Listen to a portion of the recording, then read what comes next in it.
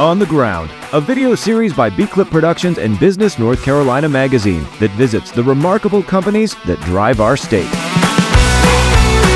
Today we're heading to Greensboro to meet up with Geoff Foster, CEO and founder of Core Technology.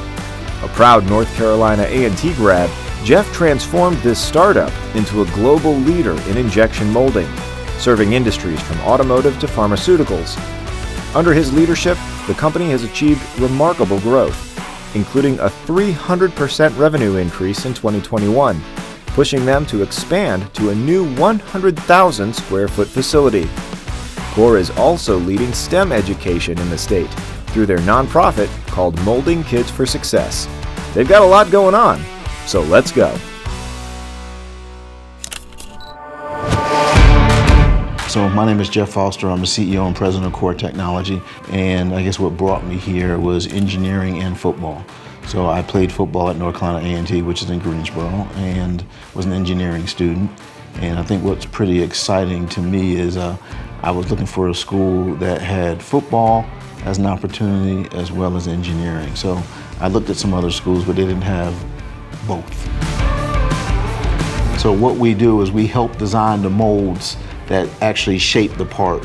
We'll take the small plastic pellet, heat it up to about 450 to 500 degrees, and it turns into a liquid form very quickly. And then we shove it into the mold, we inject it into the mold, and it usually stays in that mold about 45 to 60 seconds, and then we cool it and we pull it out with the robotics, which helps us because we're not using all of that labor, we're using automation. So in 60 seconds, we'll actually have a finished good, and then we'll ship product every day. When you walk out on the manufacturing floor, you'll see a lot of products that you might recognize, like for BMW or for Mercedes-Benz, Maybach as well.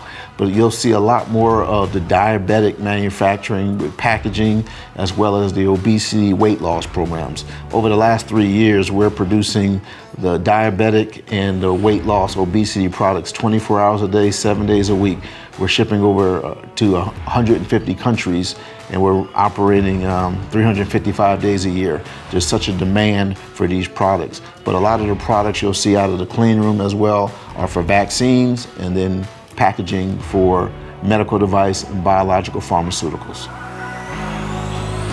Right, so the Gateway Research Park is a joint venture between North Carolina A&T and UNC Greensboro. The building directly next to us is the Joint School of Nanoscience and Nanoengineering. So there's about 250 students there getting master's degrees and PhDs.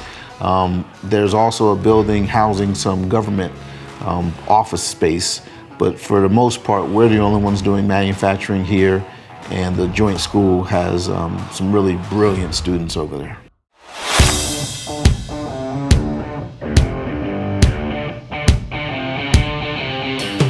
So being here 6-7 years almost, we've realized that we've outgrown this space. So we are actually building a new facility as we speak, about 6 miles from here.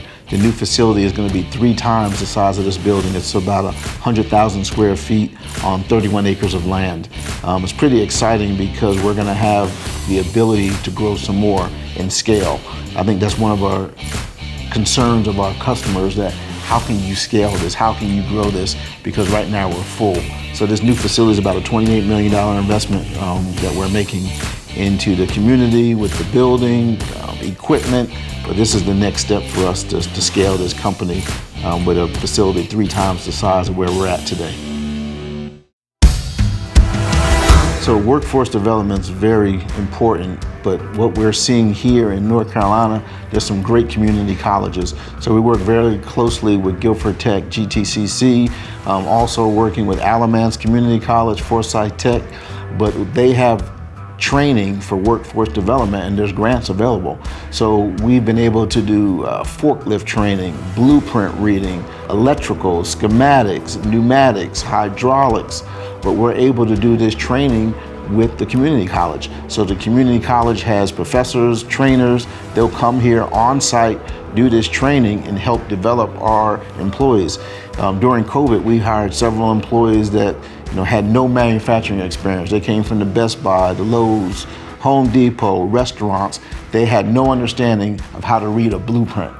But we are able to have this partnership with the local community colleges where they come in and train them. So they've elevated them in a 90-day period of time where they're able to hit the ground running versus hiring someone who has no experience in manufacturing and they struggle. We've been able to give new employees and existing employees tools to be successful. You can't put someone in a position and not give them these tools. The community colleges in North Carolina are tops, and they provide that training on site in a very quick period of time.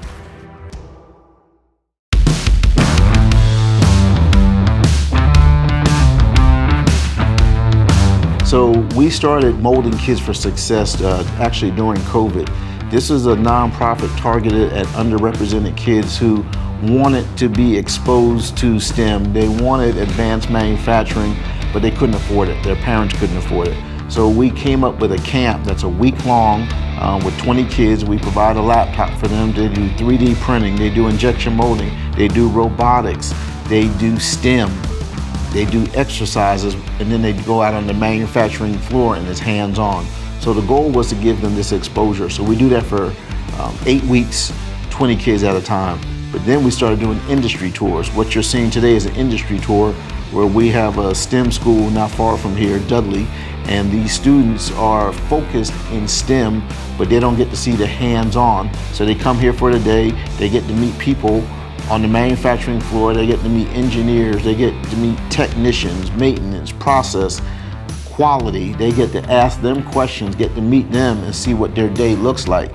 This kind of helps them say that, hey, maybe I want to be in chemical engineering, or maybe I want to do in polymers, or maybe I want to do tool making. We have an apprentice now who goes to GTCC half the day. He's going to be a tool maker, and he works here 20 hours a week. So these industry tours help the kids kind of dial in. These are juniors in high school, help them dial in what I want to do with the rest of my life, but I get to meet somebody who's doing this today. So that's the goal of the industry tours. Our first year we had 20 kids that came through, and last year, just October alone for Manufacturing Month, we had 800 kids that came through for industry tours. So I get asked that all the time, and our customers actually recognized it first. When I went to Germany with BMW in Munich, they said they really admired our diversity. And I said, yeah, we're a diverse company. And they said, no, what we've noticed is in Germany, all of our employees have the same haircut, they wear the same shirt, they wear the same pants, they talk the same. However, they come up with the same solutions. He said, what I admire about your company is you guys come up with different solutions because you all have come from different backgrounds, different ideas, which makes you more nimble, but makes you more profitable and helps us go to market quicker working with you because of your diversity. You have different solutions that are usually more efficient than ours.